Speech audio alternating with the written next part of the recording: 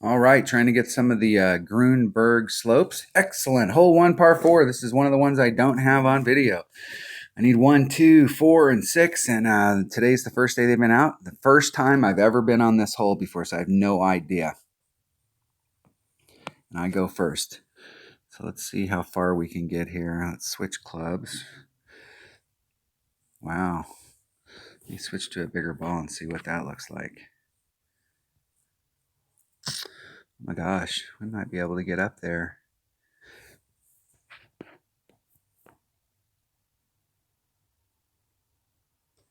I'm gonna have to try that.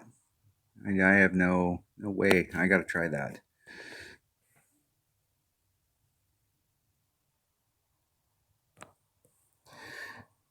See if I can catch it to get up there or what the deal is. In the sand, it is going to be possible to get on and one on one, and it's going to be possible to get on and one or super close on 8. So this is going to be a really low scoring tournament. I actually think the way to go with that is to bring a bigger ball so that you don't have to do any overpower on it. This may be one of those holes where we can bring a 5 power ball. That'll put our red line up there about where my max overpower red line was, somewhere up in the sand, so that we can have a lot more control over where the ball comes up onto the green. It looks like you're going to have to get up all the way up onto the putting surface or you'll roll back down into the sand. So it's going to be real tricky to hold it once you get up there.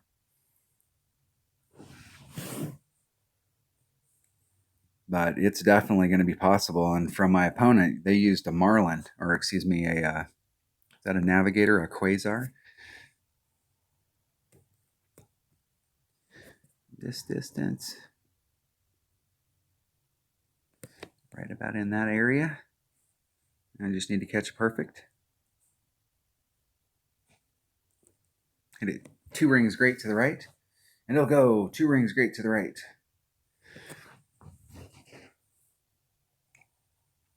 Very nice. That's I'm curious to see what the other par 4 hole number 4 looks like, but this hole is definitely going to be, it's going to be possible to get on in one or get up there, but it looks like there's a little flat spot right here. So if you catch it and you don't get all the way up to the green, you might be able to roll off into that, but it does funnel off into the sand. Hopefully I can get this hole a couple more times today and really take a look at it and see what it looks like. I may pop out a 5 power ball just to see what that looks like. I'm going to go back and watch what my opponent did. They got very close with that 1 power ball.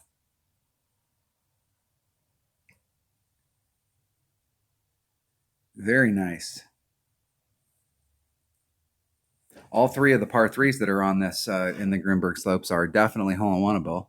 And at least these first 2 par 4s that I played are definitely, there's a serious eagle shot if you can get up to the green. All right, it's a draw. Let's see if we get some bonus content here. Maybe we'll get one of the new holes, and we didn't. I'll leave this one on there just so that we can give you guys some T4 bonus content.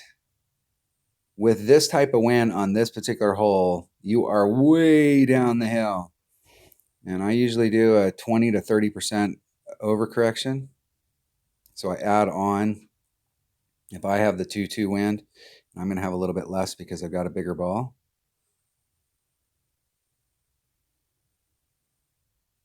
Nice, very nice.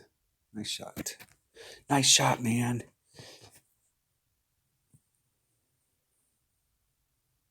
So that's 6. I'm going to do a 2-7 pull.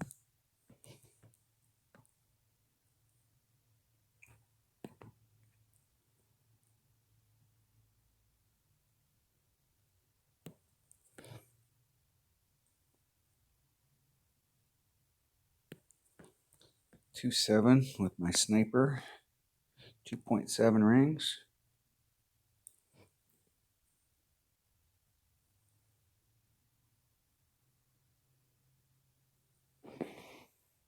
Try and hit it perfect. Hitting it perfect. Get in the hole.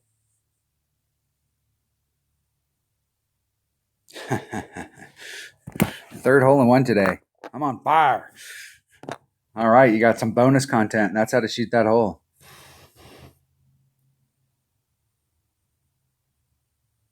All right, that was the Milano hole 2, and the first one was the Grunberg slopes. Hole number 1, par 4. Let's go check that out.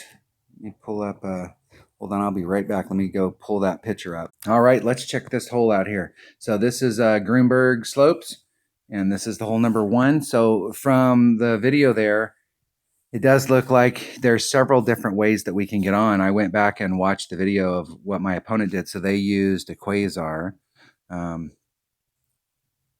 And they did the bounce. So they looked at where their first bounce was, where their second bounce was, and their third bounce coming up. So it looked like with what they shot that they probably, from where they landed, the player was off. Let's see if I can get to the photo here so I can enlarge it a little. Maybe as close as I can get. They were right over on this side, but if you drew the line across, they actually, if they would have been a little bit to the right, they would have caught the fairway. I'm not sure how far up they would have rolled, but it does look like here that if you don't get all the way up, you may end up rolling back some. There is a flat area right here that you might be able to catch, and if you just dribble over to the other side right here, you can probably catch it. It's you still got some work to do if you're not up here on the green, but we have a serious shot here of, even if we're out in front right there, that's a very makeable chip in, but we have a serious shot of getting up on the green. I'm not sure using the lower level ball with as far as their distance on it. And I think they used the level 7 or a level 8 extra mile. I think it was a level 8. First bounce here, second bounce here, trying to bridge the gap to get over. They still would have had a little bit of forward run, but I'm not sure if they would have made it all the way up to the green. But that is a very viable shot with a low level ball. But it's going to be that you're going to have to hit it perfect to get 1 bounce, 2 bounce, 3 bounces to make this little teeny landing area.